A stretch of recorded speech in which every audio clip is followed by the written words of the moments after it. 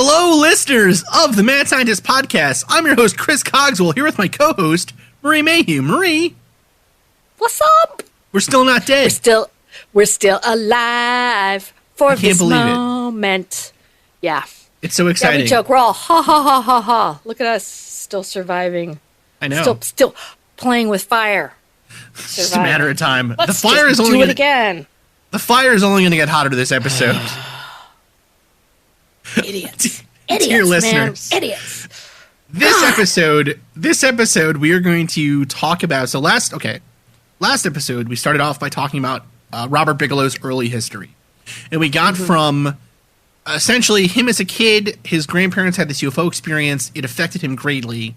He then gets up to allegedly had this UFO experience. Maybe he just fell in love with atomic blast, or maybe he just loved space in general. Right. Any of these options, right? Up to the tragic death of his son, Rod. Mm-hmm. This episode, we're tracking from essentially from that point in 92 up to about 96 with the founding of what's called NIDS, the National Institute of Discovery Science, which famously worked on the Skinwalker Ranch after Bigelow purchased the property in 95. And so the way that we're going to do this episode, it's a little challenging because there are so many moving parts to this. There's like 10 different researchers in NIDS, all of whom could have an episode done on them individually, really. But we're going to focus on a couple of them. So the way we're going to do this is we're going to first talk about Bigelow and his kind of doings up to the founding of NIDS. Then we're going to break down two of the biggest players in NIDS for you. Harold Pudoff, or Hal Pudoff, and John Alexander, Colonel John Alexander. We're going to focus on those. We're going to focus on those two because they tend to be, I would argue, they are the most important of the NIDS members, besides maybe John Schuessler, who will also cover, but essentially he's a founding member of MUFON. He's very involved in the UFO field. And that's how he kind of comes on board with NIDS, is his involvement in UFOs. The other two, however, come on board not because of their involvement in UFOs, but because of their involvement in the world of parapsychology, which is an interesting part of this whole story. Now, we don't know exactly how Bigelow meets these people, but we have pretty good suppositions as to how they're connected and some good anecdotal evidence to point the way there. But again, we can't point to a specific event that says, this is when Robert Bigelow met Hal Pudoff and they decided they were going to look for aliens together. We don't have anything like that. It was in the library with the candlestick. Yeah, so right? Yeah, so this is essentially going to be almost like our version of the Justice League of kooks, but we're going to hopefully do it a little bit better than they did the Justice League movie. Anyways. God, I hope so. I wish we had half their budget. I'm telling you, seriously, right? It'd be so good if we had half their budget. A tenth of their budget, this would be awesome. Who would be Aquaman? Ooh. Just throwing it out there. Aquaman, I think, has got to be... No, I don't think Alexander. Alexander is like the one that secretly does have a lot of power, but Alexander's like Martian Manhunter. Or maybe the Flash. He doesn't get a lot of love, but he's kind of fun in interviews. He's still credible. And he's really powerful. He's sort of quirky, yeah. Yeah, Bigelow is definitely Superman. He's kind of overwrought in specialty and everything else. I would almost argue Pudoff is Aquaman because people are trying to make him happen right now, but it's just not going to happen. It's just not that cool, and there's not a lot there. Trying to make Aquaman happen. Yeah, I don't know though. I don't know, and then I guess that would make us, the Legion of Doom. Oh yeah, yeah. Which is awesome. Far too much credit, but okay. All right, let's roll the tape, Jake.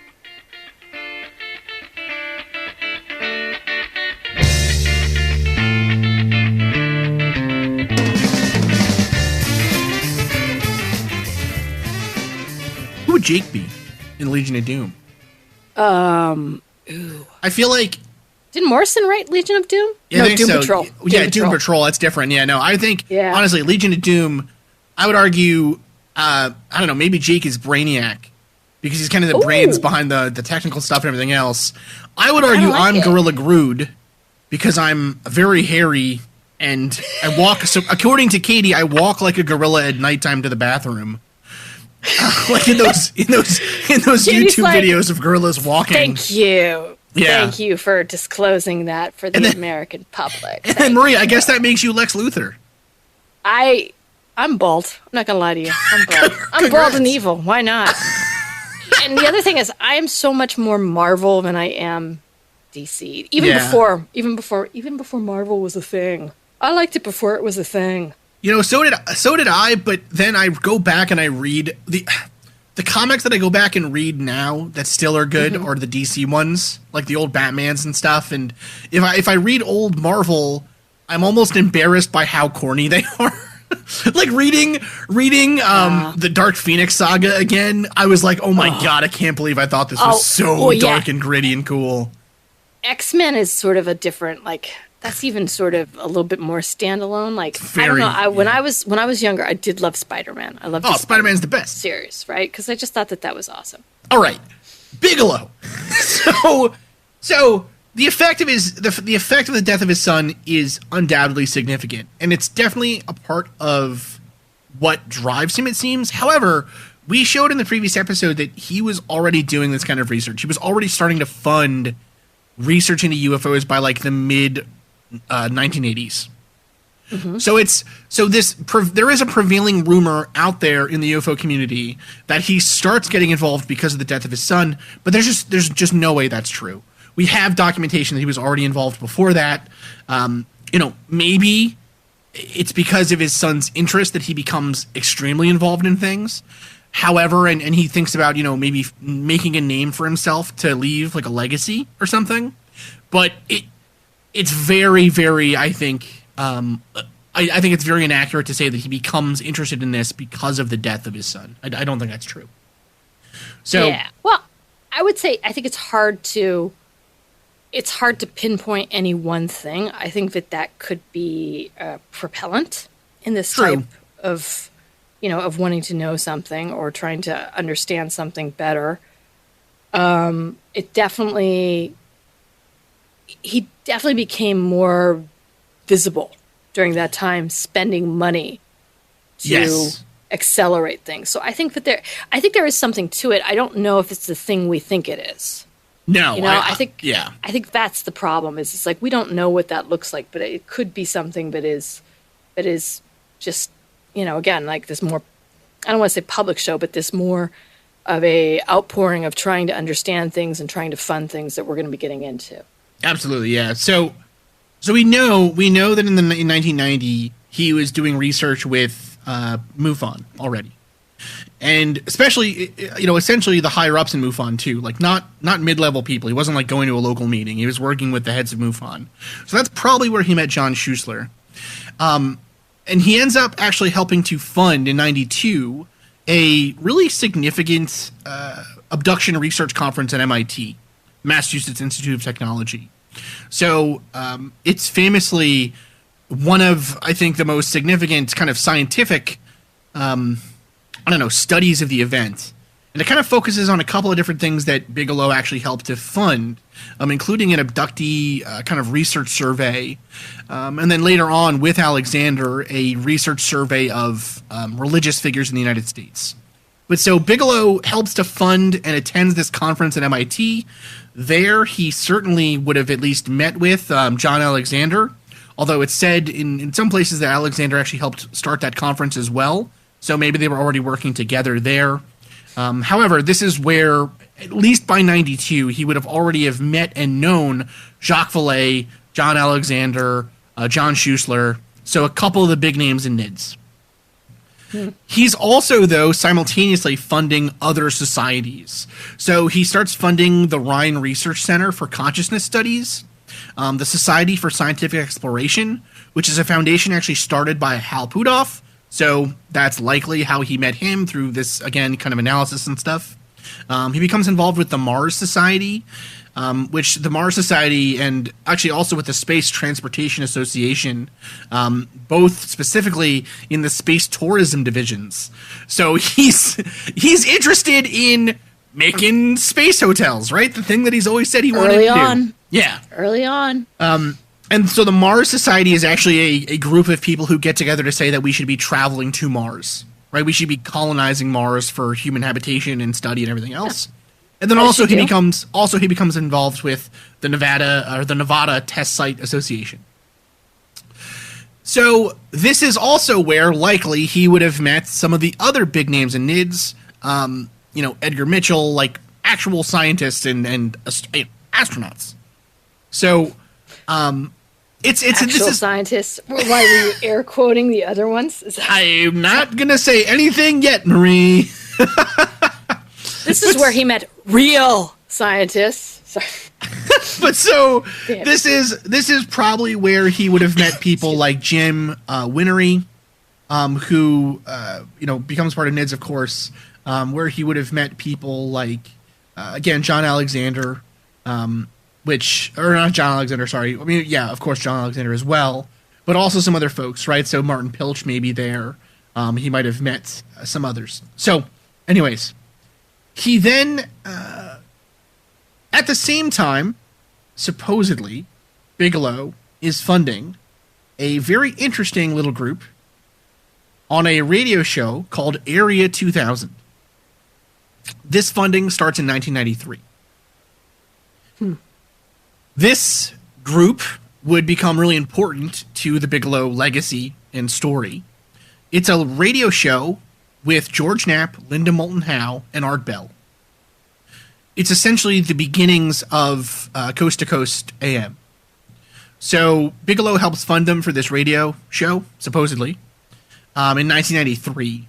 He stops funding them a year later because funnily enough, I think the quote that I found was that he didn't think that they would have enough good people to interview anymore after the first year. And then Coast to Coast AM continued for 20 years, and it's still going on. So it's an interesting part of the story here. I just love that original name. It's so perfectly, of the time. Really, right? Like Area 2000. Sure. Hilarious. 2000. The show would later morph into Dreamland, which would then become Coast to Coast AM. But this is where he continues his work with George Knapp and Linda Moulton Howe, especially, who are going to become important parts of the story. He also, though, is dabbling in normal philanthropy. Like, he's starting to give money to actual other societies. He's not just funding UFO stuff. So right. he actually donates 2 buildings to the University of Nevada at Las Vegas. The Bigelow Physics Building and the Rod Lee Bigelow Health Sciences Building, both of which still bear those names.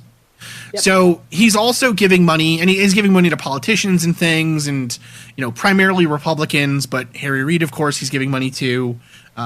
He's just kind of building up his. What did we say last time? Right? He's good at greasing palms. He's good at the political stuff. Yep. He's just building up that base of people for. He's a collector. He is. Right? He's That's actually collecting. A fascinating he's collecting people. Way of thinking about it. Yeah. Yeah, he's collecting everything. Like, that's how, if you look at sort of how he acquired buildings and how he acquired, again, just anything that he did, how he met people or stuff we get into later, it's not so much like a hoarder.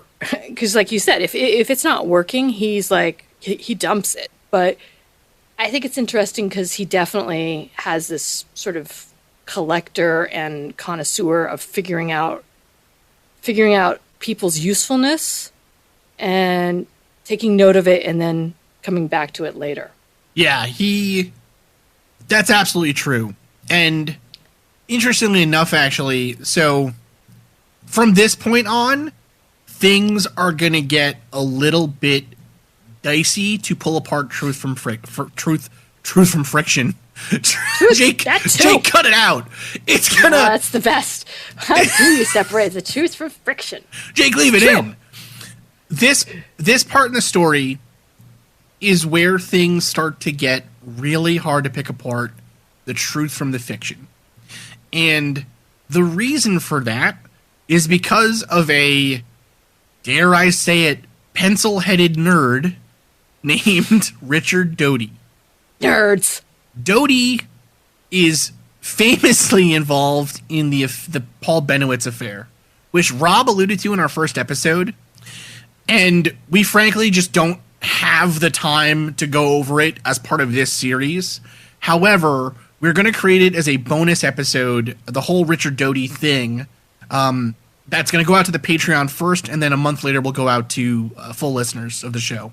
So get ready for that in your feeds. However, a lot of what Bigelow funds, and a lot of the people Bigelow's working with, George Knapp, Linda Moulton Howe, Hal Puthoff, John Alexander, all these people, appear to have gotten involved with a individual named Rick Doty, who would, in the year 2000, and with Bill Moore, a ufologist with MUFON, who around the year like 1989, 1990, 2000, will come out and say, in that period, will come out and say that he has been paid by the United States Air Force. He worked for the Air Force Office of Special Investigations. He will come out and say that he has been feeding disinformation to these people in the UFO field for years. The point of which is to hide actual government programs that are ongoing. So, it is nearly impossible to tell if any of the stuff that these people find or work on is true or valuable or anything. It's just impossible at this point. So crazy. It's fascinating because it's like a conspiracy theory right there, right? Yeah, and anytime you disprove it, you prove it stronger, or trying to prove it, you're a shill. Yes, and part of the problem becomes that individuals like, say, Hal Puthoff and John Alexander, and Bigelow to a lesser extent, but mostly these other two, become part of that mythology in that Bill Moore will claim that they are also disinformation agents, purposely put into the UFO community to spread lies. Now, we don't know if that's true. We have no way of knowing either way. Richard, it's a lot of work. It's a lot of work, and it seems like if that was really the case, just saying, it's a lot of work. It seems like if that was really the case, these people would not be so committed to the field as they are still. So I'm edging on the side that that's probably not true, but we're going to cover it in a bonus episode. But anyways, just keep that in the back of your mind for all of this Bigelow stuff from this point forward, essentially. That all of the stuff he has been funding up to this point, some guys come out and been like, haha, I've been tricking you to hide drone technology in the desert. So keep that in mind. Yeah. Okay. Yeah. In the year 1992, Bigelow will begin what is called the Bigelow Foundation, which is impossible to find any good information on because there are two way bigger and more successful foundations called the Bigelow Foundation out there, one of which is run by the Bigelow Tea Company, and one of which is run by the F.R. Bigelow family here in St. Paul, Minnesota. That's it. And I think he also put a lot of other work entities under the Bigelow Foundation. He had a few. He had the Bigelow Trust. He had sort of, again, he was pretty good at masking what he was doing with shell companies. I think in some ways, and again, allegedly pure speculation on my part, but you have someone with so much wealth, and they're very nimble, and he runs sort of this very small organization that's not publicly held. So it seems like if you start to kind of follow his money a little bit and look into all of the places that he was, looking at opening hotels, they're all under different names, but they all kind of roll up to a trust or a foundation or something like that. Yeah, which is fascinating. It's very interesting. So, he also starts a lot of these companies with seemingly random people. Marie, have you confirmed that these people are real? Go Lightly? Yeah. Mr. Go Lightly? I think he is. Okay, so I believe that he is. So I think we need to do a little bit more of a deep dive on it, but anyone who he's putting on a trust or he's making the officer in a shareholder, or again, he's putting him on the board, or he's making them a director, it's a real person. Well, so here's the thing, though. I don't think it's actually the person that becomes on the board. It's the Ricky L. Golightly Foundation. Right. So, Ricky L. Golightly is a corporation too. But Ricky L. Golightly is also a person who sits on his board of a lot of different a lot of different things. So the reason we bring this up is that Bigelow, in using some pseudonyms and also shell companies and everything else, the telltale sign that this is a Bigelow company is that Ricky L. Golightly is on the board. So he is on the board of he's a secretary of Budget Suites of America. He's on the board of NIDS. Mm-hmm. He's on the board for the Center for Space Sciences, the Bigelow Foundation, the Bigelow Family Foundation, just all kinds of stuff that Bigelow is also involved in. So, you know, it's a good way of kind of, honestly, it's more effective to search for Golightly in public records than it is to search for Bigelow when trying to find that stuff, because he comes up everywhere, and I don't think it's a very common name. No, right? I mean, again, like, but it's one of those things where it casts enough aspersion that you're like, is he real? Like, so this would be somebody that Bigelow would have to be in communication with on a fairly frequent basis, and would have to have a high amount of trust in to be doing all of this, right? Because this person's not just some sort of some sort of a patsy. Like, this is clearly somebody who he trusts enough that he's giving some sort of, some sort of financial purview to. So I have a feeling like it is a real person, but then you're like, the dude's name is Golightly. Like, how? Then you're trying to find him, and you're like, I can't even believe I'm looking for somebody named Golightly. This doesn't make, and you're like, no, it's not Breakfast at Tiffany's. Keep finding that. But I also think, like, this was happening. He was using all of this before internet search, right? Mm-hmm. Before that, he knew. I have a feeling, the new whatever he's doing now, or however he's sort of anonymizing his money and how he places his money. He's probably using a lot simpler names than Golightly. Yeah, probably a lot of acronyms. Anyways, so one of the interesting things, so the Bigelow Foundation becomes his method, essentially, of funding paranormal research. So, through the Bigelow Foundation, he hires people to do research in, like, near-death experiences. He brings on people, again, to Bigelow Aerospace to give these kinds of talks and things. But one of the most important things that the Bigelow Foundation will do is the creation of a Department of Consciousness Studies. Specifically a chair of consciousness studies. It's not really a department, but a program in consciousness studies at the University of Nevada, Las Vegas. And so it's through this that he will end up meeting a lot of the other NIDS players that appear on the outset to be, what's the word? They appear to be completely unaffiliated scientists with Robert Bigelow, which is what helps to give the group some credence. However, they become involved because Bigelow is giving them, in their university, just comical sums of money. So, again, the lure of a rich guy with money, if you're a scientist, like, we know this from Epstein, right? Mm-hmm. Even if the ideas are just out of this world nuts, Epstein creating a clone army of himself because he thinks he's the perfect human specimen, right? With enough money, you can get even the best scientists of the day to come and listen to your crazy shit. So, it's not, to me, the inclusion of these people is not all that interesting, I guess. Because, of course, they'd be involved. This guy's going to give them a bunch of money to study stuff, Why not? Why not hear him out? Yeah, but I think that's true. But I also think that he's probably pretty discerning on who he would bring on board and give this money to. Oh, 100%. He's not... He is... We know from Lazar that when he smells a fraud, he pulls money immediately. Right. So... Right.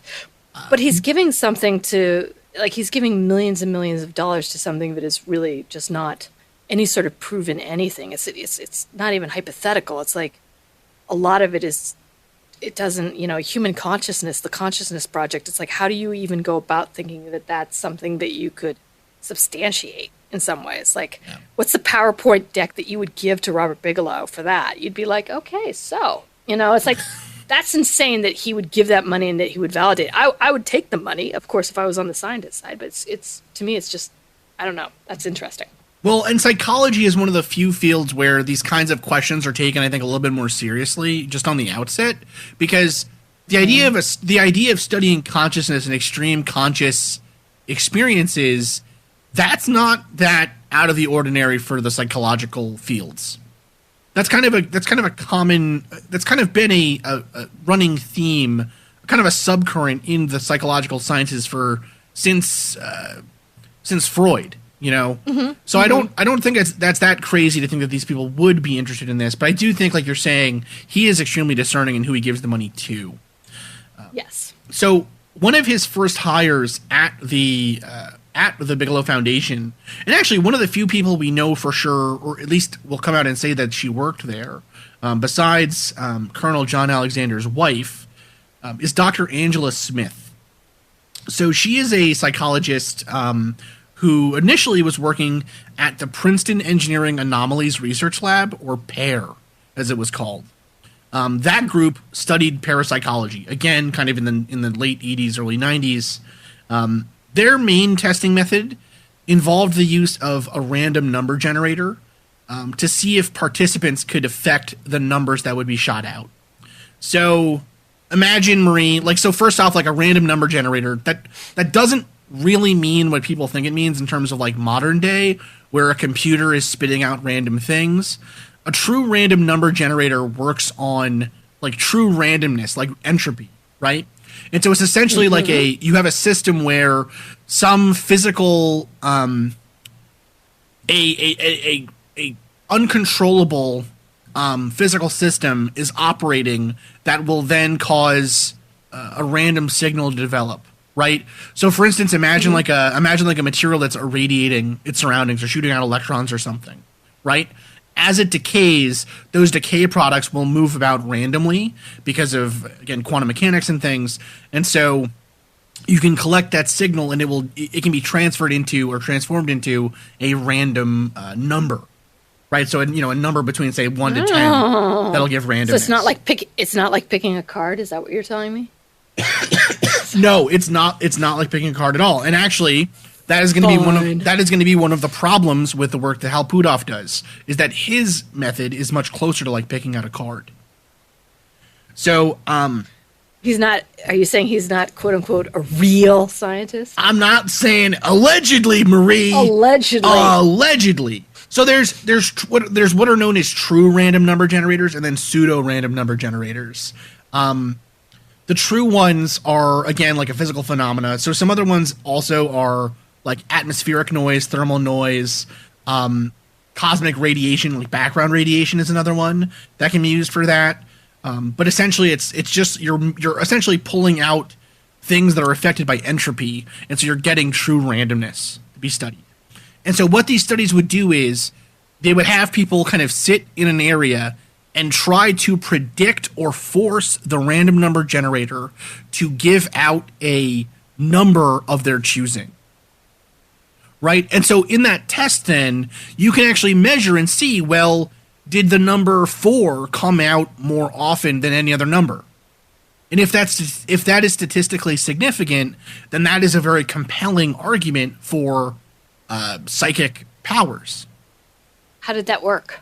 What do you mean? How did it work? It didn't work. It didn't show anything. Right? The lab closed. The lab closed in 5 years, Marie. It did not happen, or not 5 years. This is a different one. The one Bigelow founded closed in 5 years. Actually, they have one of my favorite Wikipedia entries ever, and I'm going to read it in its entirety really quickly. It's just a little paragraph. So, quote: PEAR's primary purpose was to engage in parapsychological exercises on topics such as psychokinesis and remote viewing. The program had a strained relationship with Princeton and was considered an embarrassment to the university. And that has 4 citations. PEAR's activities have been criticized for a lack of scientific rigor, poor methodology, and misuse of statistics. 3 citations. And have been characterized as pseudoscience. The main citation on the Wikipedia article, end quote. God. Damn! Wikipedia dropping the damn mic, Marie. So, It's not great. This is one of a number of these kind of programs that'll pop up that attempt to study these things with any kind of scientific rigor. And they inevitably seem to fail. Some are still going and are actually quite interesting in my opinion, and we can do a whole episode on those kinds of societies and things. However, the random number generator stuff never really gets off the ground. There's actually a famous case of it supposedly on the days before 9/11. All of the random number generators at these psychic places were outputting numbers at a higher statistical frequency than they were previously, or something crazy like that. No. It's not true, right? It's just a meme story that floated around the internet before the attacks, or after the attacks, I should say. But whatever. So, anyways, the chair of consciousness studies is actually in particular heralded by one of the deans of the University of Nevada, Las Vegas, whose name is Warren Berggren, PhD, and he will become a part of NIDS. So he is quoted here in a University of Nevada, Las Vegas kind of press release, quote, "This area of study is really commanding a lot of interest and excitement. We're starting to see more interest in the scientific and philosophical sides of understanding human consciousness. Some very serious universities are engaged in the scientific study of consciousness, but not many. So the Bigelows have presented our students with a unique opportunity. It is definitely a prize for UNLV," end quote. The first director of the program is Charles Tart, and then he leaves after a couple years and it becomes chaired by Raymond Moody, both of whom are basically... both of whom essentially are parapsychologists who are interested in the study of near-death experiences and kind of consciousness, like remote viewing, all those kinds of things. So really his first big study, or Bigelow's first really big funding, is not in UFOs. I mean, he funds this other stuff and he starts funding Lazar and everything else. But another big part of this story is the consciousness, is the psychology and the parapsychology world that he's also very interested in. So the fund will eventually close after 5 years. It closes because no results come from the studies, essentially. Nothing is publishable. Nothing is, of scientific interest. So it closes down, and they turn it instead into a scholarship fund for students. So again, like Bigelow is doing, this is good. This is real philanthropy here. It just it doesn't pan out the way that he wants. So at the same time, it's a lot of money. It is a lot of money. Giving up a lot of money. Yeah. So another thing that the Bigelow Foundation funds is what's known as the Bigelow Foundation Survey, also known as the Alexander UFO Religious Crisis Survey, which essentially becomes it's essentially meant to study how I think it's rabbis, Roman Catholic priests, and Protestant ministers believe UFO contact will affect their faithful. So will this be a religious issue for them? The study, actually, it's really interesting. The study itself never really gets analyzed. They just kind of collect the data, which happens a lot in UFO circles, frankly. It's easy to collect data. It's hard to analyze it in a rigorous way. So then what happens, actually, is that later on, Charles Tart, again, the head of the Bigelow Consciousness Studies, or the chair of Consciousness Studies, the first chair of that, he actually ends up writing a paper where he analyzes it and finds that, in fact, based on the survey results, religious leaders don't believe that there will be a negative effect of disclosure on religiousness in the United States. So, anyway, it's kind of an interesting thing. So, at this point now, 94, Bigelow starts hearing about Bigelow doesn't start hearing about it, and we're going to get into this in the next episode some more when we get to the ranch, but Skinwalker Ranch becomes a publicly known item. Yes. It becomes more, yes. We don't know, at this point, you just know more about the ranch. You don't know about who's funding it, what's going on with it, stuff like that. Right. But stories about the ranch start popping up. So one of the first ones is in the Deseret News, which is a Salt Lake City newspaper. Stories are written about it by, say, George Knapp, but we don't know how this happens, And so at this point in time, Bigelow, he eventually will buy the ranch, of course. At the same time, he helps found the UFO Research Coalition, a short-lived UFO research group containing the members of MUFON, Q-Force, and FU4, which is the Fund for UFO Research, which still exists. Q-Force kind of still exists. That was started by, oh my God, not John Keel, Hynek, J. Allen Hynek, and then MUFON, of course, which Schuessler is involved in, Carpenter, everyone else.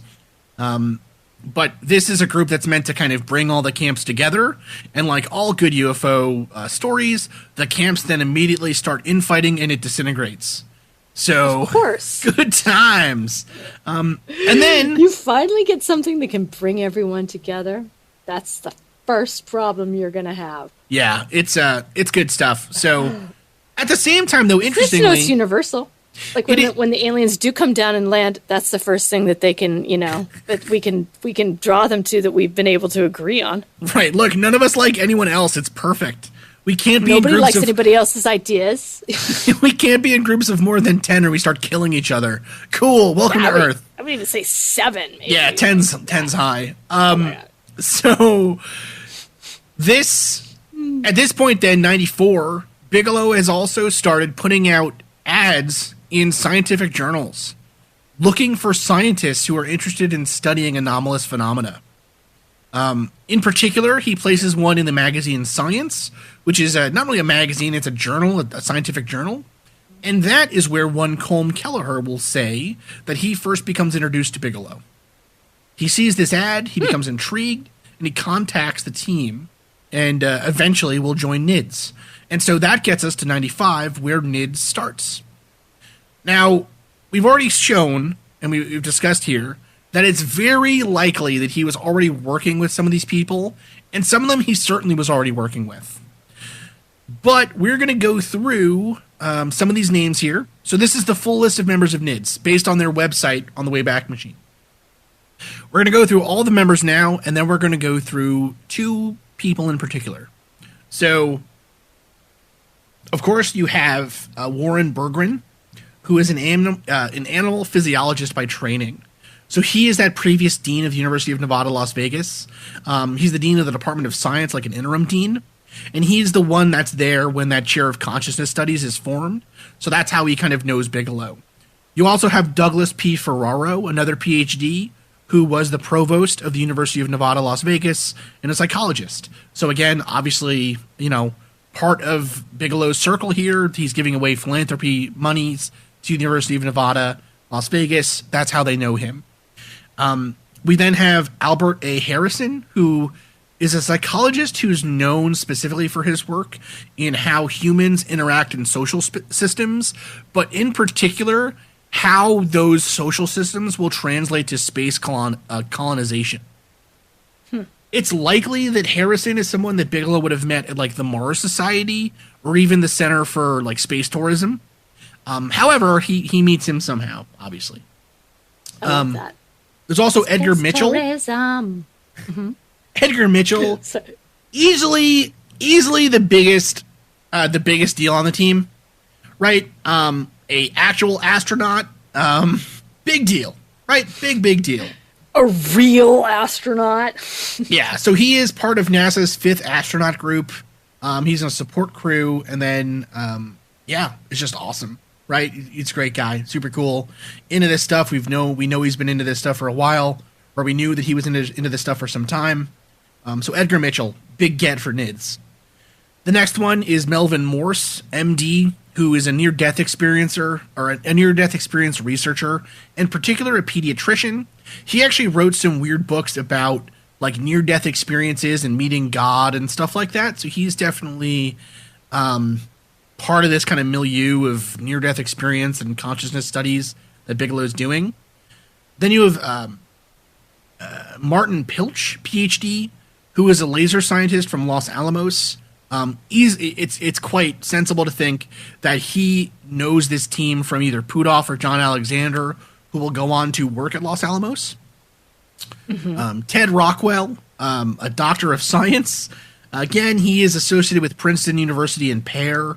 That's likely how he knows Pudov and Bigelow, is through that kind of, Princeton University group that's doing this kind of stuff. He's also a former Navy man, similar to Pudov. John Schuessler, a master of science, big part of MUFON, right? Also another important part of real space history here. But, you know, that's how he gets involved, is through his time in MUFON. It would probably be a good time, or what's the word? He would be good to have kind of his own, his own study on, or his own story on. He's a very interesting person. He was an aerospace engineer before joining up with MUFON. Jessica Utz, PhD, their mathematician. She is involved because of her involvement likely in the Society for Psychical Research. She also is one of the few statisticians who views Hal Puthoff's work positively when the CIA does a study to decide if they're going to continue his funding or not in the 80s. So that's probably how they became friendly and how they met. Jacques Vallée, PhD, you know, super UFO stud. Super obvious how he got involved here. Jim, I think it's worthy of note, though, just saying, like, that, again, like, he brought all these people together. They're all working with, hypothetically, they're all working with one another. Under no guise or no corporation. There's probably not a real mission statement. There's no academics behind it. No. Right? It's like, they're all in a van. They're all in some Scooby van heading out. Like, that's what I think I keep coming back to, is this, like, how would you even harness these people to do anything? You have so many of these, you know, different, some scientists, maybe, you know, again, air quoting some of it, but, like, you have all of these people. How do you organize them to do anything? Well, yeah, just maybe the type A in me getting across, but it's like, that would drive me crazy. You'd be like, where's what's, oh, he went to get coffee or something. And you're like, but we got to go. Well, there's an anomaly and da-da-da. Sorry. We actually end up getting anonymous reports from the ranch that essentially say that exact thing, right? That this is a complete waste of time. We don't do anything. We just sit on our butts. There's no direction. We're not testing anything. We're not doing anything. We're going to get into all that, Marie. True, but I mean, I think it's interesting to think that you could do that. Like, you would just from the beginning, this is not a very focused team. You know, it's not like they have one psychologist. They have like 5 psychologists. Like, why? You know, why do you need 5 psychologists to do these scientific studies? On, you know, they don't have a single kind of like technician, like a person who is good at measuring audio and video, right? Mm-hmm. They don't have a single audio and video person on the team. They don't have. They have a couple of laser physicists, sort of still laser physicists, although Puthoff won't do laser physics at this point for like 30 years. You know, they have technical people, but, you know, if you put like the top minds in chemistry in a room today and told them to put together an IKEA table, I don't know if they could do that better than a couple of carpenters. You know, like you need specialization. You need to be able to. You need to have a team that's directly good at the stuff you're looking to do. Otherwise, like you said, it's just kind of a milieu of random people.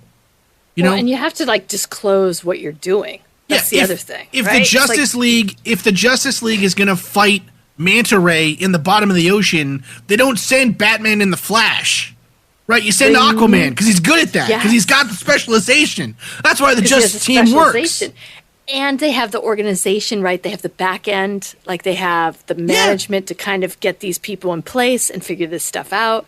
And I feel like that's the other thing is like Bigelow never really disclosed to anything that I've read with NIDS, like, here's what I want from you. I mean, I think he put out sort of a rough sketch of it, but it's like that's even worse, right? Because it's like there's no way you get all these almost engineer type minds in a room and have them agree on like, okay, this is what we should do.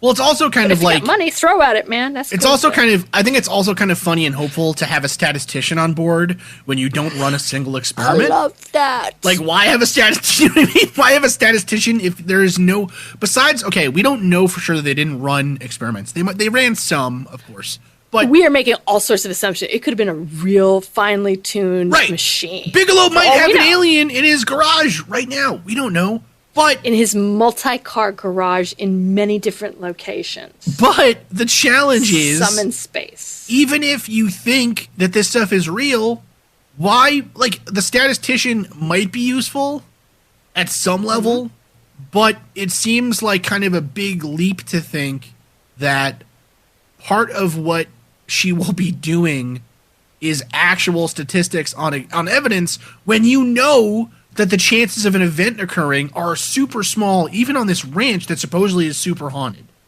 You know, we're going to get into it on the next episode here, how this doesn't really work. But anyways, there are some other members here. So Jim Winery, MD, PhD.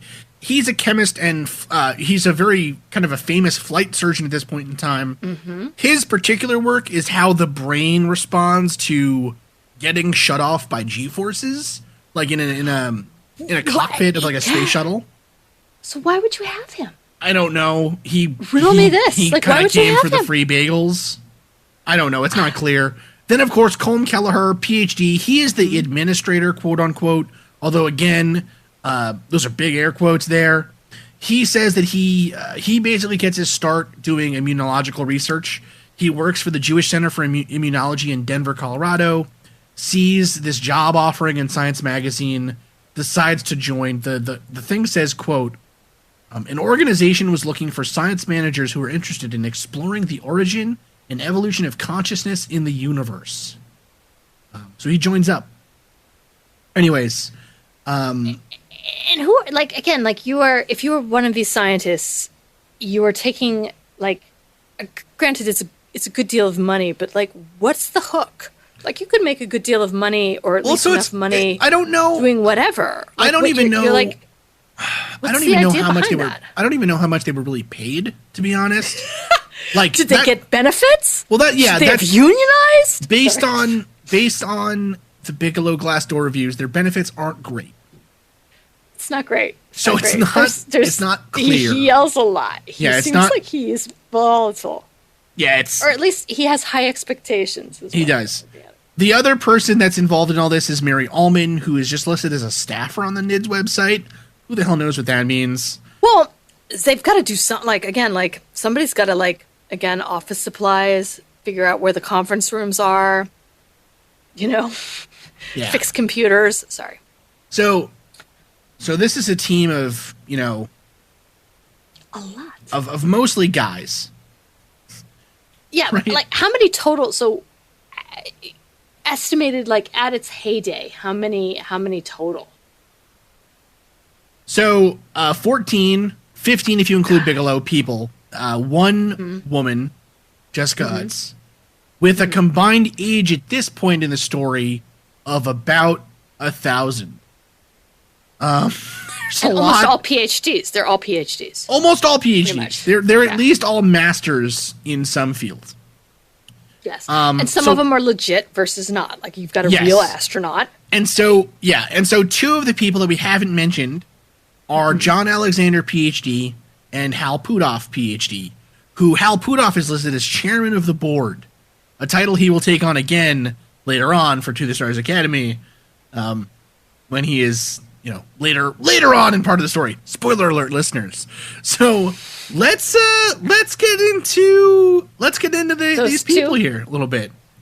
Now here's the thing, right?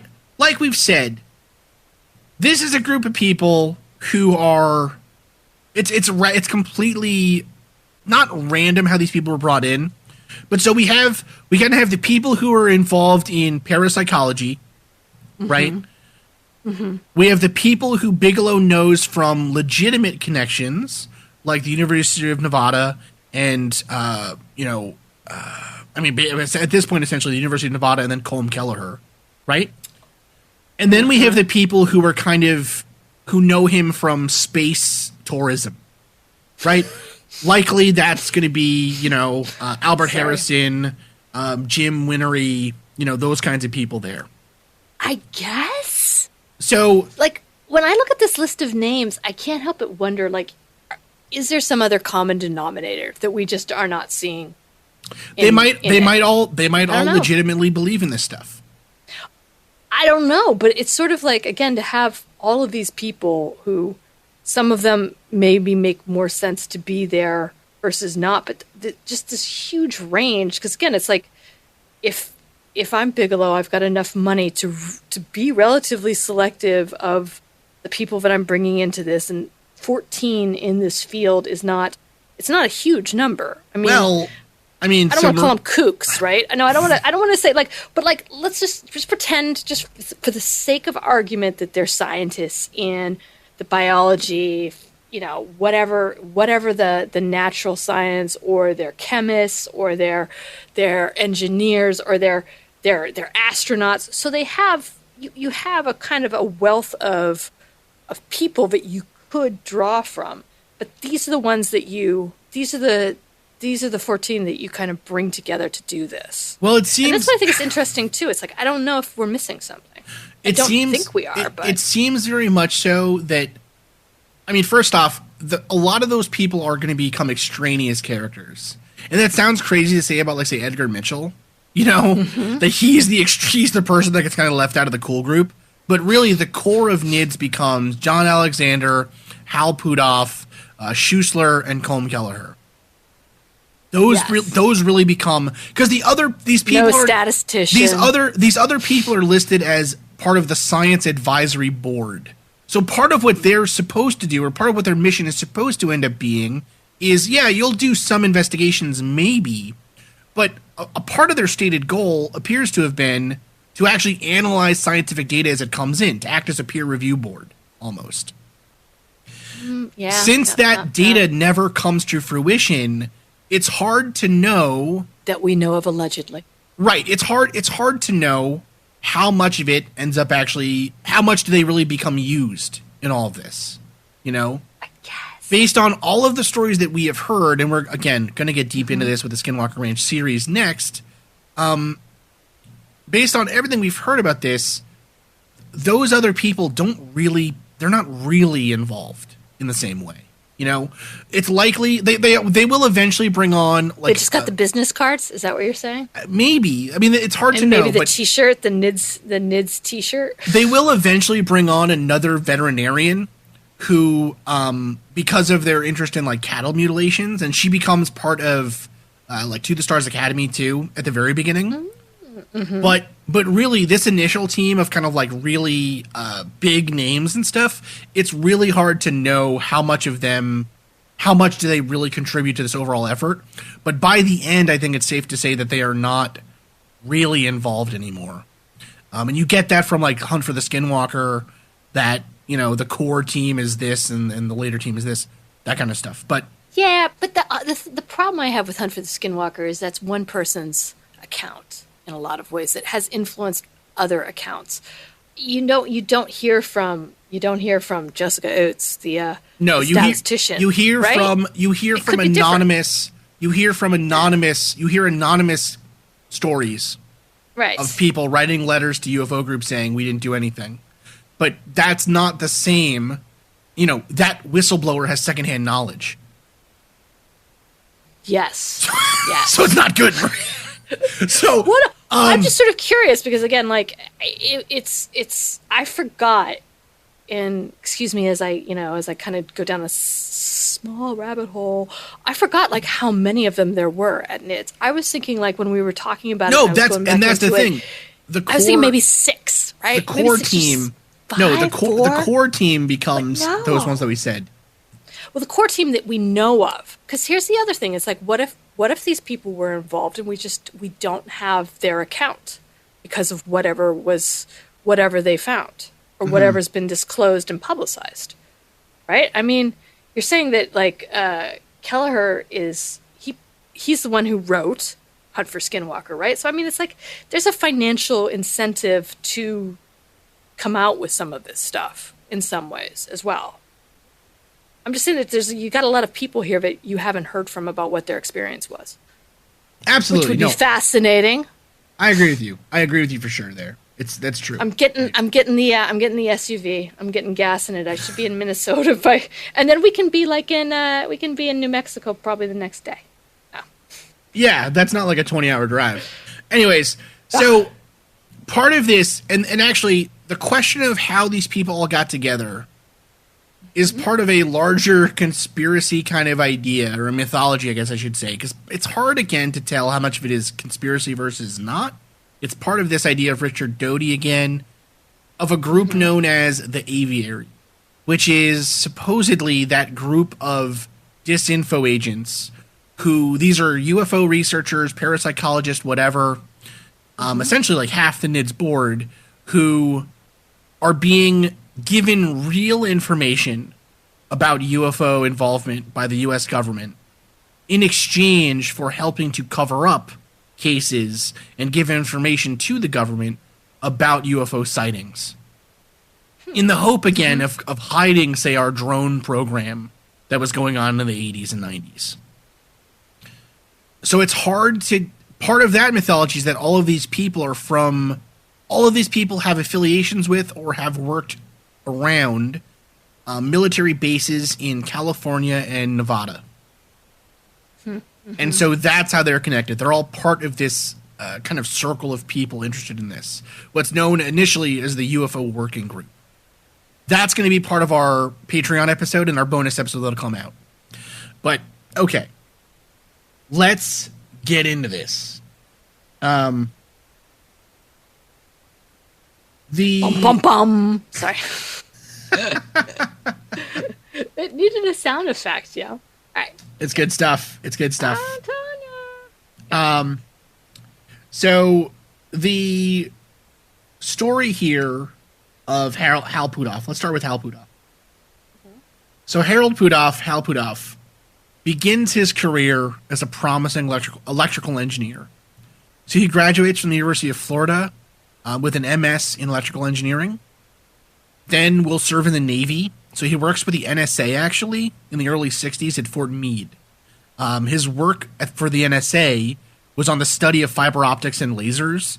And actually, this goes into that larger conspiracy theory of, while at Fort Meade, he is hired to become part of the Aviary and the UFO Working Group. Anyways, he goes to Stanford eventually to obtain his PhD in 1967. And at Stanford, his research will focus on the use of what's known as a tunable laser and an electron beam devices. So, in the modern day, if you've taken a chemistry course, or if you have a kid who's in high school chemistry right now, Hal Puthoff worked on the technology that would eventually become part of things like, say, Raman spectroscopy. The idea here is that if you can tune the frequency or the energy gap, the band gap between an electron's initial state and its final state as it gets excited in a material, then you can tune the kind of electromagnetic, light, the light wave, essentially, the photon that is released when that material is excited then de-excited. And if you can do that, if you can create a material that has the property where you can change that response, the output, by how much energy you put in or what kind of energy, then you can create a laser beam that you can control much more than lasers up to that point were able to be controlled. Does that kind of make sense, Marie? That explanation? Yeah, I have to admit, I did not get that far in my natural science classes in high school. So imagine, I guess a good way of explaining this is, imagine like quantum mechanics works like a step for energy, right? It's kind of similar to if you go to a store where they don't give out change. So you give $1 and, if it's 50 cents, it's $1. If it's 55 cents, it's $1. If it's $1, it's $1. You know what I'm saying? Like, things go by steps. There is no kind of middle ground there. So you either have enough energy or you don't. And so with a laser, the amount of energy that you put into a system like a material lattice will determine, and a lattice is just like a structure, like a crystal or something. Right. Okay. The amount of energy that you put into the material will determine how much the electrons in that material can get excited, which means that they will take in that energy, right? So they'll go up in energy, like they'll take in $1. But eventually, the electrons will relax, just naturally. And when they relax, they release that $1 again. And so the amount of energy that it releases, though, is determined by essentially like the chemical structure of the material.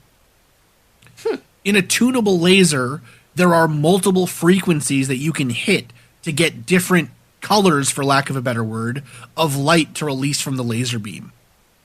Okay, I'm with you.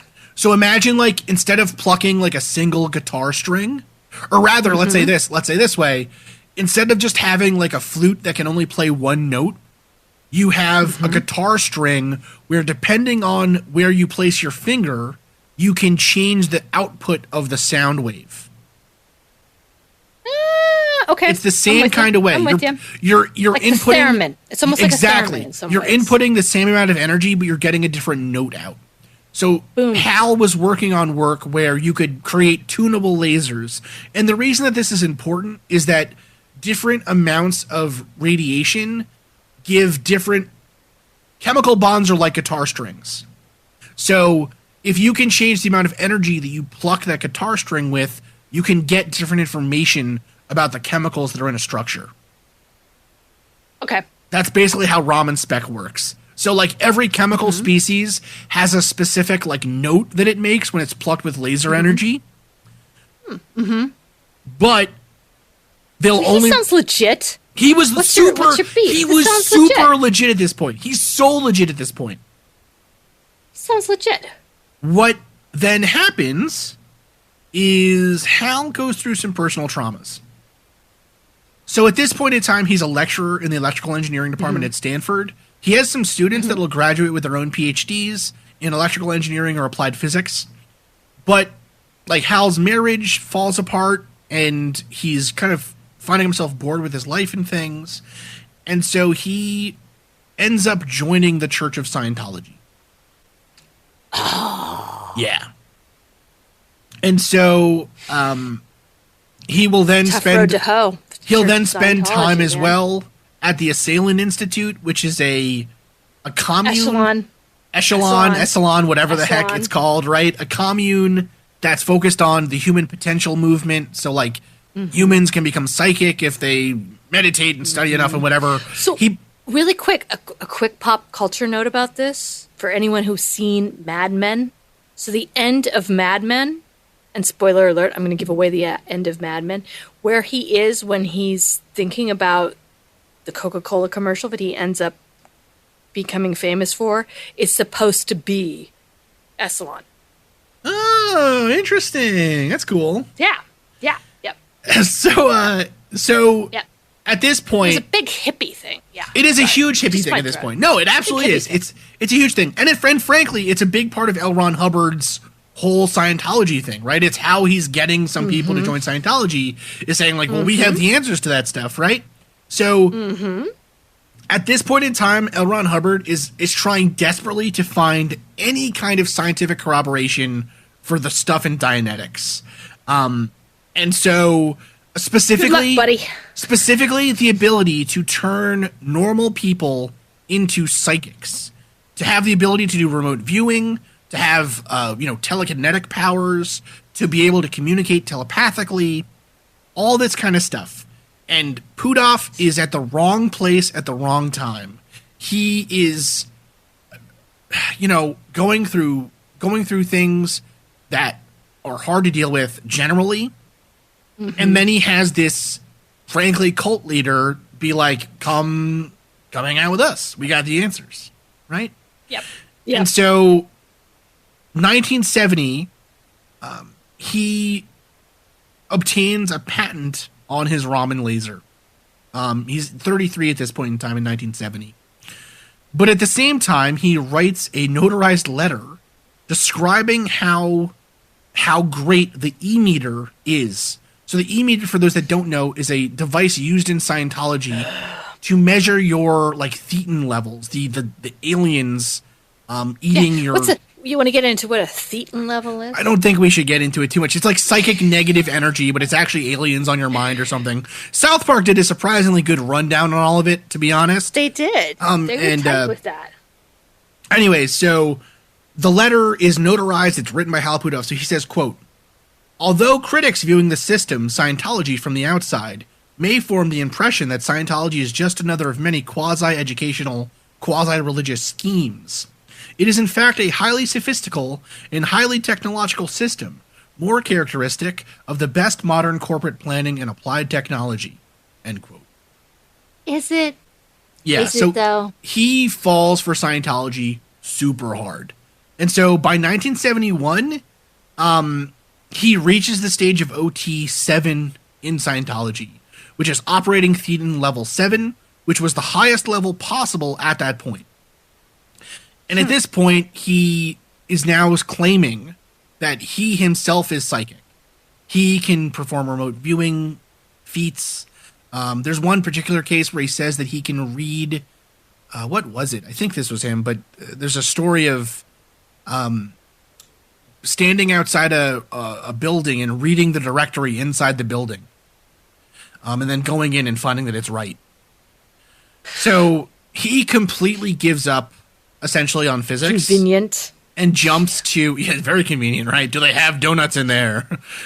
Is the frosty machine working in Wendy's? It is my dentist. Is it on the second floor? It's on the second floor. Right, super useful. So he completely abandons his promising electrical engineering career and decides to focus on parapsychology, specifically remote viewing. So he joins what's known as the SRI, or the Stanford Research Institute, which is, essentially his work is focusing on the biofield, which is the physical quasi-science that's supposed to explain how the e-meter works. Like the ability of the human mind to extend that biofield out to see things at a distance, to affect things at a distance, all that kind of crap. His joining, though, with SRI coincides with it losing all of its affiliation with Stanford University, as well as all of its funding. So, which sucks for him joining up, but it's hilarious that they still use the name Stanford. They completely split with Stanford because students find out that the programs at SRI are being funded by DARPA and the CIA. And so they don't want any part in, like, the military-industrial complex's weird, attempts to create psychic soldiers and crap. And that sounds like I'm being flippant. I'm not being flippant. We're going to get into that in a couple minutes. It's the 70s. They were doing that stuff. All kinds of crazy crap. Yeah. Wow. It was also disclosed in a lot of that was disclosed in the church committee. Yes, absolutely. So, 1972, he performs easily his most famous work with Russell Tarr on the investigation of psychic phenomena for the CIA. The experiment basically focuses on two different methods. One is the collection of data from a remote point, also known as remote viewing, and the other one is the manipulation of the effects of a random system, which that's psychokinetics. So that's basically the same experiment that was done at Pear, right? The Princeton anomalous, whatever the heck it was. He, at this point in time, he studies a lot of celebrities. He studies Uri Geller, Ingo Swann, and just like random people, but a lot of them are Scientologists because he thinks that they're really psychic, so he thinks they're good hits, right? Yeah. You're gonna put this out there, you gotta go big, you gotta go with Geller. Yeah. The study actually ends up the gold being standard, 70s. The study actually ends up being published in the journal Nature, which is one of the most important scientific journals in the world. It is the most important, not one of. It's the most important, right? It's like Nature, then Science, then others. But the thing that people don't talk about in how it was published in Nature was that it was published against a backdrop of just comically significant backlash, both from other researchers at SRI who said that the results were fraudulent, and against other scientists who studied it, saying that it's a terrible piece of scientific work. So it being that had to have an article in the same edition. They did. Like, can you imagine that's what you're all excited and it comes out and it's behind that? So when it was published, actually, the editor of Nature took an extraordinary step, which was publishing an editorial explaining why they decided to publish this work and giving context around some of the reviewer comments so that people would understand what this work actually meant. And so I'm going to read some of that right now. So the whole thing is pretty long, and we're going to publish the whole thing for you so you can read it without the paywall being there. But here's how it starts. So, quote, "We published this week a paper by Drs. R. Targ and H. Pudoff, page 602, which is bound to create something of a stir in the scientific community. The claim is made that information can be transferred by some channel whose characteristics appear to fall outside the range of known perceptual modalities. Or, more bluntly, some people can read thoughts or see things remotely. Such a claim is, of course, bound to be greeted with a preconditioned reaction among many scientists. To some, it simply confirms what they have always known or believed. To others, it is beyond the laws of science and therefore necessarily unacceptable. But to a few, though perhaps to more than is realized, the questions are still unanswered, and any evidence of high quality is worth a critical examination. The issue then is whether the evidence is of sufficient quality to be taken seriously. In trying to answer this, we have been fortunate in having the help of 3 independent referees who have done their utmost to see the paper as a potentially important scientific communication and not as a challenge to or confirmation of prejudices. A general indication of the referees' comments may be helpful to readers in reaching their own assessment of the paper. Of the 3, one believed we should not publish, one did not feel strongly either way, and the third was guarded in favor of publication. We first summarize the arguments against the paper. And so the arguments against the paper, essentially, the first one is that the paper, all referees believe that the paper was weak in design and presentation, to the extent that details given as to the precise way in which the experiment was carried out were disconcertingly vague. The referees felt that insufficient account had been taken of the established methodology of experimental psychology, and that in the form originally submitted, the paper would be unlikely to be accepted for publication in a psychological journal on these grounds alone. And actually, that is borne out by... shouldn't it be thrown out right there? And that, I mean, it was thrown out by many journals first. It was not accepted in any psychological journal. So, yeah, okay. So, who did he know? Who did they know it? Like, why do you think Nature did this? Because to your point, it is the biggest. We're going to get to that. Okay. We'll continue. Yeah. So two. The 3 referees were particularly critical of the method of target selection used, pointing out that the choice of a target by opening a dictionary at random is a naive, vague, and unnecessarily controversial approach to randomization. Parapsychologists have long rejected such methods of target selection, and, as one referee put it, weaknesses of this kind reveal a lack of skill in their experiments, which might have caused them to make some other mistake, which is less evident from their writing. So, that will go into greatly problem 3. All the referees felt that the details given of various safeguards and precautions introduced against the possibility of conscious or unconscious fraud on the part of one or other of the subjects were uncomfortably vague. This in itself might be sufficient to raise doubt that the experiments have demonstrated the existence of a new channel of communication which does not involve the use of the senses. Really quickly, stickers for any of our listeners that can tweet out hashtag uncomfortably vague was something that they had to do this week.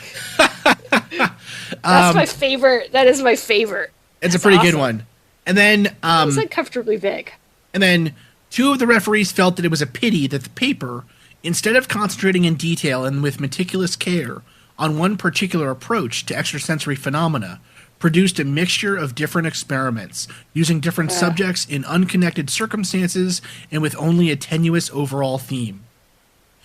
Yep. So then they say, on their own, these highly critical comments could be grounds for rejection of the paper, but it was felt that other points needed to be taken into account before a final decision could be made.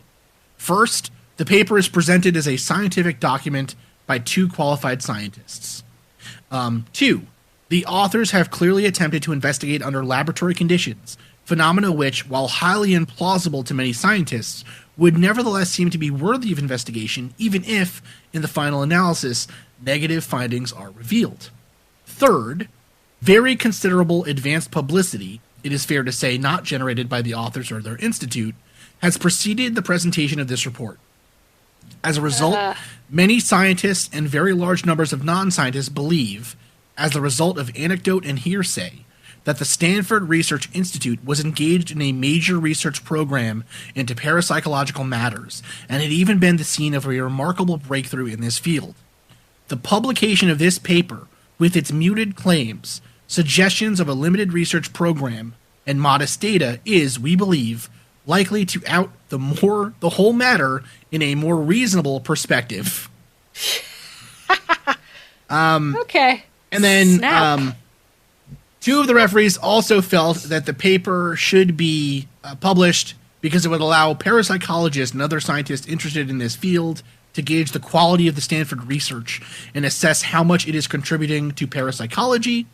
And then Nature said that essentially they believe their people their readers expect them to produce occasional high-risk papers. Ooh, so this is them going out on the limb. Yeah. So essentially, they also then say here, I think importantly here, is that they say publishing in a scientific journal is not a process of receiving a seal of approval from the establishment. Rather, it is the serving of notice on the community that there is something worthy of their attention and scrutiny. So they're essentially saying that this is worth looking at because, first off, to kind of quell some of the claims about SRI, but also because this is a legitimate attempt, they would say, to show this. However, even with its publication, the paper is met with extreme ridicule. Both Targ and Puthoff are completely convinced of the results, but it becomes quickly apparent that there are various clues hidden in the tests themselves, which artificially increase the chances of a hit. And this is actually proven out later. Other parapsychologists do studies. So David Marks and Richard Kahneman both attempt to replicate the results, but aren't able to do so after they remove the cues from the testing protocols. So, yeah, it's a big deal, right? Yeah. And so they consciously or unconsciously rigged it. Yes. So they say here, quote, this is from Thomas Gilovich, a psychologist at Cornell, quote, most of the material in the transcripts consists of the honest attempts by the participants to describe their impressions. However, the transcript also contained a considerable extraneous material that could aid a judge in matching them to the correct targets. So, for instance, the way that this test worked, and so this is actually from a response from Puthoff and Targ, right? Right. So, okay, here's how it works. This is a quote from their paper. This is from SRI, submitted for publication in Nature, Information or Transmission in Remote Viewing Experiments 2, Reanalysis of SRI Remote Viewing Experiments by Charles Tart, again, that same guy that worked with Bigelow. So, quote, at the beginning of an experiment, one experimenter is closeted with a subject to await an agreed-upon start time. A second experimenter is then sent by random number access to a previously prepared target pool to a target location in the San Francisco Bay Area, an area of approximately 250 square kilometers. During a predetermined 30-minute viewing period, the subject is asked to render drawings and describe into a tape recorder his impressions of the target site being visited by the outbound experimenter. The experimenter remaining with the subject is kept ignorant of both the particular target and the contents of the target pool, and is therefore free to question the subject to clarify his descriptions without fear of cueing, overt or subliminal. Following a series of such experiments over a several-day period, the data are given to independent judges for various forms of blind analysis, such as correlation of target/transcript descriptors, blind matching, etc. In the blind matching procedure, which provides an overall estimate of target/transcript correlations, a judge attempts to blind match transcripts to target sites. Now, what happens is that some of those judging protocols give evidence of what sites are being visited when. So because it's not a purely random process, and in fact the judges know what the list of San sites... Francisco. Yeah, because the judges are actually given a list of the possible sites at the beginning. Because of this, and because they almost comically send people to the sites in the order that they are on that list of sites, people are able to figure out how to place the transcripts in proper sequence. And actually, in the stuff that the judges are given, there's references to like dates and times, and so it'll say like, after we visited site 7 or something, right? So it's not as like clear as that. It's not as obvious as that. However, the sequence with which they study these things is easily figured out from the list of places and then the kind of cues hidden in the document that weren't edited out correctly. Yeah, basically, it's rigged. Yes, essentially. You're rigging it. You're rigging it, whether you know it or not. So, 1974 now. Pudov publishes a success story in Celebrity Magazine, a Scientology publication. He says, quote, "Having totally completed Dianetic auditing, I must say I have an incredibly good feeling about creating life games, my ability to play them hard and well, and a feeling of absolute fearlessness." End quote. So, hey, good, man. He's feeling good. That's great. Good up on ya. Late 1970s, he continues his work with SRI under the new name of Project Stargate. This is founded in 1978 in Fort Meade, Maryland. And this is a joint venture between the Defense Intelligence Agency, or DIA, and the SRI International. Essentially, they are studying psychic phenomena for applications in Defense Department projects and needs. This is likely where he meets John Alexander and the cast of characters of the movie The Men Who Stare at Goats, which is actually loosely based on John Alexander. One of the people that Bigelow hires is his scientist. So good stuff. Yeah. Not so loosely. It's completely based on him. Completely 100% based on them. So there's no loosely. I think they even take the title from his work. Yeah. However, very quickly, Allegedly. you know what's funny? You know what's funny about that, actually? In John Alexander's quotes about the Men Who Stare at Goats, he's like, that whole scene where they look at the goat to kill it, that's all just bullcrap. We actually use the, one-finger death punch technique. It's like, that makes more sense. That sounds more reasonable. Do you see how you're not adding credibility when you say the words one-finger death punch? Yeah, it's not. It's not good. That doesn't get you closer. That doesn't get you closer, man. So Project Stargate's funding, though, dries up in the mid-1980s. And so, and somewhere in this time period, Pudov quit Scientology. We don't know why. Maybe it's because of his connection with, the government suddenly that, because L. Ron Hubbard was really worried about, taxes. He was really worried about, taxes, but he was really concerned about... He was really concerned about government agents infiltrating Scientology and taking it over, or, using it and investigating it and whatever. So you can imagine Pudov is really high up. There aren't that many OT7s at the time. Pudov is essentially where Tom Cruise is now. He's super high up. He's a scientist. He's a jewel in their cap, really. So it's not clear if they let him go. That's the other interesting thing is the more you know about Scientology is the more of it they kind of make it very difficult for you to leave that's the thing. I kind of wonder if they did let him go. I kind of wonder if, I don't know, he stops talking about it, and it appears he stopped being a Scientologist, but, his views on this stuff haven't really changed. You know what I mean? That's an interesting story. Yeah, it's a very interesting story, and it's one that I would love to get to the bottom of, but after this episode, I doubt very much how Pudov's going to talk to us. Oh, yeah. Well, we had that shot before. So anyways, the program, essentially, its funding dries up in the 80s, and so Pudov leaves, but eventually it fully dries up in the 1990s. And that's because it is analyzed by, well, not because of this, but so in the 90s it transfers over from being a DIA project to being a CIA project. And then the CIA, the guy who was funding this, John Alexander's kind of mentor, the major general who's he's working under, is forced out of the army because of his belief in psychics and stuff. And the guy that comes in next is much more grounded and is like, why is our goat budget so high?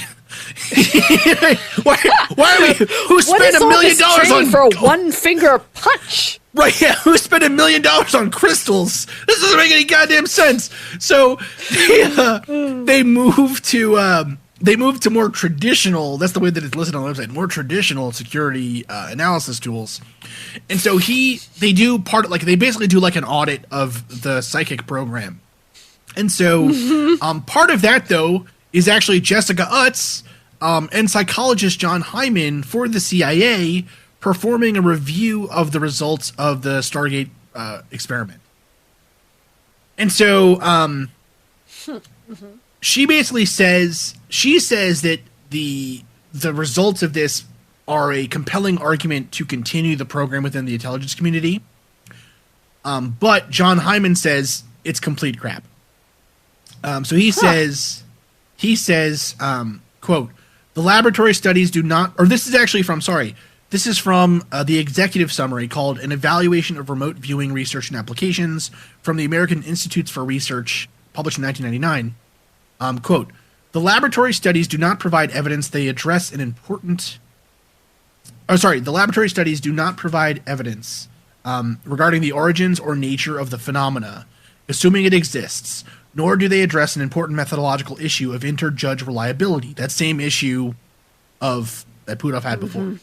Further, even if it could be demonstrated unequivocally that a paranormal phenomena occurs under the conditions present in the laboratory paradigm, these conditions have limited applicability and utility for intelligence gathering operations. For example, the nature of the remote viewing targets are vastly dissimilar, as are the specific tasks required of the remote viewers. Most importantly, the information provided by remote viewing is vague and ambiguous, making it difficult, if not impossible, for the technique to yield information of sufficient quality and accuracy of information for actionable intelligence. Thus, we conclude that continued use of remote viewing in intelligence gathering operations is not warranted, end quote. So, interestingly here, his argument is a pragmatic one. It's, like, imagine you're a remote viewer, they're like, where's Osama bin Laden? And you're like, he's in a cave. That doesn't help me. He's in San Francisco. Wait, no, yeah. Well, exactly. Like, unless it's like he's on the Eiffel Tower. It's, it's hard to, even in a house, like, how would you ever, just think about that, right? How would you ever pinpoint where someone is by remote viewing? And it's just still too fringe, right? For the people that are going to be coming in that are going to, like you said, if it's a different administration, if it's a different structure, they're not going to be like, oh yeah, this sounds good, let's keep giving money to this. Right. They're going to have a different agenda. It's likely that the guys that came in after kind of John Alexander and the other team, the men who stare at goats guys, likely never dropped acid with L. Ron Hubbard. So it kind of makes sense. It just never happened. Like they're probably actually soldiers and officers trained in, warfare and the military, and they probably had some very valid ways of looking about how to gather intelligence versus a wonder-fingered punch and goats. Yeah. You know what I mean? It's like, I can see that. I'm going to give that to them. Not to say, again, we're being a little flippant. John Alexander's story is actually super badass. And so is the story of the people around him. Super badass. Like, it's actually super cool. So, it's funny that he did this kind of stuff, but like, he actually did it. That's super cool. We almost had psychic armies. Now, okay, so close. Let's close out Puthoff here. So 85, he founds Earth Tech International in Austin, Texas, as well as the Institute for Advanced Studies at Austin, which has absolutely no affiliation with the Institute for Advanced Study in Princeton University. It appears that he learned, it appears like similar with SRI, where they were no longer affiliated with Stanford, but still kept the name Stanford on there. It appears that it appears that the power of a famous name is really important, so why not use it? We don't have to be psychic to know that. Psychic to know that branding's going to work better. Yeah. Essentially, he founded a company called, like, the Massachusetts Institute of Technocracy, and he called it MIT, and he put it that way on his resume and on his CV and everything else. So at this point, he starts to shift his focus over to zero-point energy research, although he's still super involved in psychic research. That never really stops. And even his study of zero-point energy, it's still kind of psychic. Like, his psychic stuff never ends. It's likely that at this point in time, like we said, he was working on this Project Stargate, which was part of John Alexander's purview, and part of the purview of Alexander's chain of command. So it's likely that that is where Alexander met Puthoff. Where he met Bigelow, it's a little bit harder to say, although again, Bigelow in the 80s was already doing this kind of funding. He was already looking for people. When he did that Chair of Consciousness studies, they did like a nationwide search for researchers. It would be very surprising to me if Puthoff did not come up as an option in that search. And honestly, like one part of this story that I would actually love to know is, did Bigelow ever get involved in Scientology? Do you know what I mean? A waste of money. Absolutely not. You think so? I don't know. I think it's so fascinating. God, no. Nope. I wonder if he would have. I wonder though if he would not have at least, like, my mom. It's funny. My mom. When I was a kid, my mom has all these like books on weird stuff and whatever. And one of the books she has is Dianetics, and evidently she was like given it on the street in New York City. And Dora's like, "What is this?" Yeah, she was like, "What the hell is this crap?" But so she has the book, and she like, it's so funny that I was almost Ashton Kutcher, not Ashton Kutcher. Who's that guy from That 70s Show that was a Scientologist or is a Scientologist? Oh yeah. I don't know his name. Ugh. Anyways, yeah. So this is where though he would have been introduced to those folks. So and essentially that's where it is now. He's still, now he's part of NIDS, right? This is the point. See, I think that Bigelow's way too practical. He's way too practical of a person to get involved in Scientology. Oh yeah. I for some reason I don't know why I feel that way, but I'm relatively certain that it just, again, there's too much pseudo faux kind of, I don't want to say, like, he's not a cult person, like he's not going to follow, right? Yeah. Buy into Scientology, you got to follow, and he's not a follower. He's not going to buy into any of the the mythos around it. And I think that that's the other thing too, is with a lot of the things surrounding him, he's not interested in the mythos or the story so much around it. I mean, he has his own little, the little origin stories, but that doesn't really seem what interests him. What's interesting to him is the mechanics. Like, how does it work? I don't care if they prayed to the sun and then the sun god brought them up to heaven. None of that is interesting. And I have to follow the sun god if I want to do this. What was the mechanism in which they transcended? So I don't think that he buys into any of that other stuff. I would agree with you. My 2 cents. No, I totally agree with you. So Puthoff ends up really only publishing a very small amount of research after kind of finishing in electrical engineering. He's publishing some stuff on what's the word? He's publishing some stuff on, psychic things and whatever. But essentially, though, a lot of his work is at this point in time non peer reviewed, like non-scientifically peer reviewed, right? He's publishing white papers and stuff from Earth Tech and the Institute for Advanced Studies. He's doing some 0-point energy work, but really that's not even really being taken very seriously by it's 0-point energy is an interesting field because it's close enough to we did an episode on 0-point energy already, but it requires quantum mechanics to be fundamentally wrong.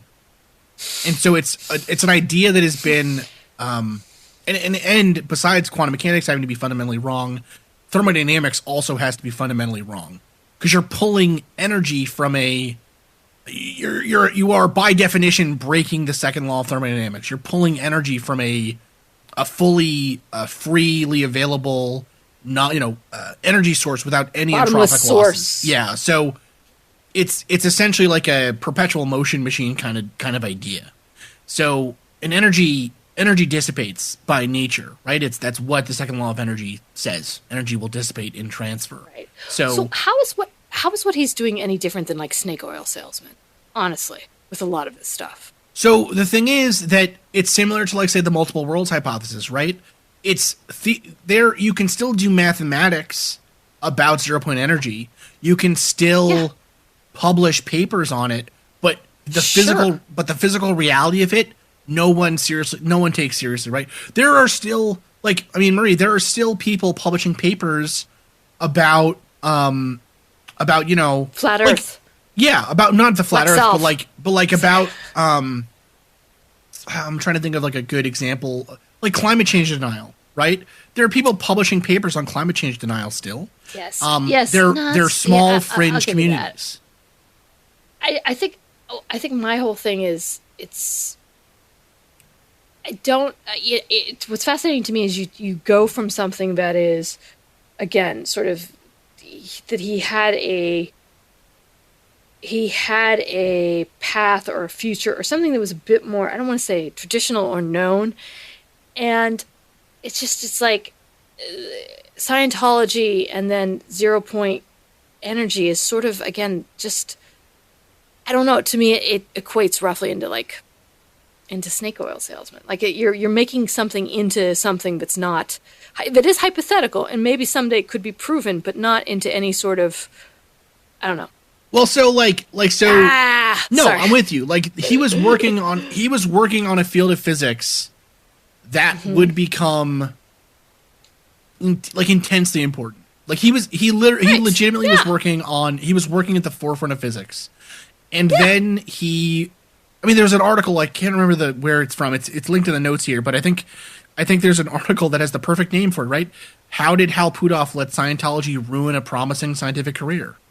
That's kind of true. So I mean, even when you're going back and evaluating this stuff with Uri Geller, why not do it scientifically correct? Why cut corners? He believed it so much, I think, that it seemed scientifically correct, and it's unfortunate. And so the thing is that too, the 0-point energy work is. I think actually we'll get to this later on when we talk about the transition to the Stars Academy for Puthoff. But what's actually really interesting is the field is so small.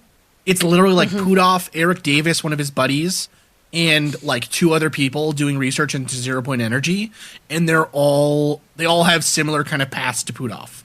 So it's like the field of scholarship doing this kind of work is very tenuous to begin with. And so, but it follows from a strong history. It's like, it's a field that's fallen out of favor, but like Einstein talked about like the voluminous ether, right? This idea of or Einstein kind of broke that idea apart, but like pre-Einstein, right? There was this idea of the voluminous ether, which was this, like space-time wasn't like a fabric linear, of reality, right? That, gravity is space-time bending in on a heavy object or a massive object that pushes it down. And so as you move, both time and space contract in different ways. Before that, the voluminous ether was the explanation for like how gravity worked and everything else. There were still papers about the voluminous ether going on after Einstein. Like Hal Puthoff is like a weird holdover kind of scientist working in a field that is not, it's just not going to live past him. As depressing as that sounds, but like that's the truth of it though. That's the way that some of these scientific, it's like the people that were still publishing papers on Lamarckian genetics after the Soviet Union fell, like that. You lost me there on that one, but it takes a long time for paradigms to shift, right? And his just hasn't yet. In some ways, his paradigm has shifted so hard that he Scientologied himself into psychic powers. But in some other ways, his paradigm has not shifted at all from like pre-60s physics. Anyways, so Colonel John Alexander, his story is so, honestly, I think he needs an episode all on his own. But we're gonna give the kind of the quick story here. He joins the Army as a private in 1956. He becomes selected for officer school as a sergeant. And so eventually will reach the rank of colonel. Evidently, if you get chosen for the Army, officer school as an enlisted man, you're called a Mustang, I guess. So like all of his biographies start with Macho. like John Alexander is a Mustang. It's like, okay, that's cool, I guess. So Macho. he has degrees in sociology from the University of Nebraska, and a master's degree and a PhD in education. The master's from Pepperdine and the PhD from Walden University. And his PhD he'll gain it in 1980. Now, his Army assignments there's a bunch of them, and honestly, Wikipedia does a great job here, so we're just going to read from Wikipedia. So, he's a commander in the Army Special Forces team in Vietnam and Thailand from 66 to 69. He then becomes the Chief of Human Resources Division for the Army at Fort McPherson in Georgia from 77 to 79. He's the Inspector General for the Department of the Army, Washington from 80 to 82. Chief of Human Technology. Crazy. It's absolutely crazy. Inspector General is a legit, real job. Yeah. He becomes the Chief of Human Technology in the Army Intelligence Command at Arlington, Virginia from 82 to 83. Then the Manager of Technology Integration for the Army Materiel Command from 83 to 85. Then the Director for the Advanced Concepts U.S. Army Lab at Command at Adelphi, Maryland from 85 to 88. So he retires from the Army in like the 80s, like mid-80s, late 80s, and will go on to become the manager for non-lethal defense programs at Los Alamos National Lab. And so his work there is on non-lethal warfare, which is super interesting, and that's kind of his main thing there. Right, that's the sonic weapon. Exactly. Right? Yep, he helps to work on the sonic weapons. Absolutely. So he claims that he was always interested in esoteric concepts and ideas and stuff, but really his use of those in the Army is brought on by connections to two men, Jim Channon and Albert Stubblebean, which Stubblebean is the cutest name for a tiny bear. It is. Hello, Mr. Stubblebean. So Channon famously is the main character basis for The Men Who Stare at Goats. He creates what's known as the First Earth Battalion memorandum or kind of note, note or whatever memo, which is a description of a theoretical, or maybe not so theoretical since they end up trying some of this crazy stuff, like a group of warrior monks for the U.S. Army. So his whole idea is we can develop human potential to the point that our soldiers can, talk telepathically and get remote viewing information from afar and, a crazy kind of thing, right? He interestingly will eventually become the world's first corporate shaman, is what he is called, basically. Which I wouldn't be what very... corporation, I wonder? Like he went to all kinds of ones, he went to a bunch of legit corporations, like AT&T, Ford, a whole bunch of places, right? I would actually be very surprised if he didn't go to Bigelow Aerospace. I would be very surprised. So, anyways, you think? Absolutely, I would guarantee that he went to Bigelow. Do you ever watch? Sorry, not pop culture reference number 2. Silicon Valley. Yes, he's that guy. He's the guy. That's right. He's the spiritual, the semi-spiritual shaman advisor to the main villainous, the villain character. I can't remember the guy's name. I know who you mean. The guy that's like the Facebook guy or Moogly or whatever it's called. Moogly. Anyways. Hooli, there we go. So, Channon is an interesting guy. We should have our own episode on him and this next guy too. So, the other guy is Stubblebean. So he becomes an Army Major General. And he was really the one who was pushing these ideas of psychic warfare, and remote viewing and, all this kinds of stuff. So he was the one who really pushed the ideas of Channon and Alexander. He becomes one of the key sponsors of the Stargate project that Puthoff was working on. Famously, he attempted in the 80s to create a group of super powerful psychic soldiers who could walk through walls was one of their main claims. And actually, Stubblebean evidently did in fact try to walk through a wall once and could not do it. That's part of the Men Who Stare at Goats. Evidently, that's a real thing. He actually tried to do that. You know why? Why? It's a wall. It's a wall. Is that why, Marie? It's a wall. So, I don't know. I feel okay. I don't. So this is not political when I say this, but you have men and women that serve our country that come back that have to wait to get into the VA for and have their files lost in the VA and have antiquated systems to keep people who serve our country healthy. And then you have jokers like this that are wanting to walk through a wall. There's got to be some sort of middle ground. No, right? this is 100% for me a story of government corruption. Again, we've said this with TTSA too, right? The fact that Harry Reid could buy his friend a government research program into UFOs is a tremendous scandal. That should never happen in a free country. Yeah. I mean, money should be put. Yeah. Our 2 cents. No, yeah, absolutely. So, anyways, all of the work, or a lot of the work that's double being worked on was through the U.S. Army Intelligence and Security Command, or INSCOM. And again, he's eventually forced out of the Army in '84. He's forced into retirement essentially because of all of his psychic ideas and stuff, and they're just not part of the time period anymore. Trying to walk into one too many walls? Maybe, I don't know. Well, actually, there's a funny anecdote that supposedly he really offended another a politician or something, or another person in the Army, because that person was very religious, like Christian, and he thought that Stubblebean was a demon worshiper. He thought that he was involved in witchcraft. And that's one of many anecdotes about how this guy was just a complete badass. Stubblebean is the man. But anyways, and so essentially at this point now, Stubblebean is retired. John Alexander leaves the Army. He gets a lot of accolades for his work and stuff. I mean, he did do the stuff he was told to do. You know what I mean? He was a good soldier. Seems to have been just overall a cool guy. All in interviews with him, he seems super fascinating. I would love to talk to him. But, so he goes on to study non-lethal weapons like we talked about. He starts calling himself a thanatologist, a scientist of death. Again, completely badass. And to me, he is a little bit more, he's a good storyteller.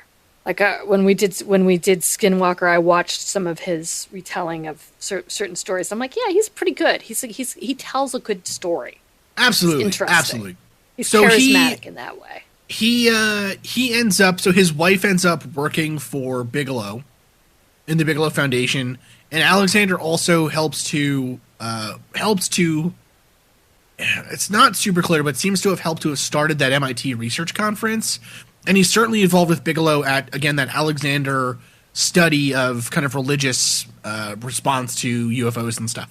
So, and that's how he meets Bigelow, and so really, these two guys, Puthoff and Alexander, become a really important part of overall UFO mythology in the modern day.